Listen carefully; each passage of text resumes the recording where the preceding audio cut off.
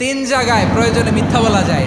এক নাম্বার, আপনার ওয়াইফকে খুশি করার জন্য, সে একটু এরকম না বলে একটু কৌশল করে বললে খুশি হবে, ওটা বলা যায়। দুই নাম্বার, জীবন মরণের ব্যাপার, যান বাঁচানোর জন্য একটু কৌশল করে ঘুরিয়ে বললেন, এটা জায়েজ। তিন নাম্বার, দুইজন ঝগড়া লাগছে তাদেরকে মিলিয়ে দেওয়ার জন্য কৌশল করে একটু মিথ্যা বলা, ঘুরিয়ে বলা যায়। দুইজনের মধ্যে দেখলেন যে সম্পর্ক খারাপ, একজনরে বললেন, ভাই সে তো ওই দিন আপনার ব্যাপারে অনেক প্রশংসা। কি আমার ব্যাপারে প্রশংসা? কি বললো? এই বললো আপনি নাকি এই করছেন ওই করছেন, অনেক প্রশংসা। লোকটার মন খুশি হয়ে যাবে তার ব্যাপারে, ঠিক কি? আবার তার সাথে যার ঝগড়া, ওরে যে বলুন, ভাই ওই দিন তো সে আপনার অনেক অ্যাপ্রিসিয়েশন করলো, অনেক, সে তো অবাক। কিন্তু বলে কি, এই যে দুইজনের ব্যাপারে দুইজনের একটু ভালো ভালো কথা বলে দিচ্ছেন, একদিন দেখবেন রাস্তা দিয়ে হাঁটার সময় একে অপরকে সালাম দিয়ে ফেলছে, সালাম দিয়ে বুকে জড়ায় ধরছে, আছে না নাই? আবার মিলমিশ হয়ে গেছে। কিন্তু আমাদের স্বভাব হইলো, দুই প্রতিবেশী যদি একসাথে বসে একসাথে হাঁটে, দূর থেকে দেখলে আমাদের জলে, আছে না নাই?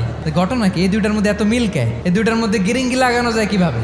আল্লাহর কাছে তওবা করেন, এই মানসিকতার যেন আমরা না হয়, আমরা মিলিয়ে দিব।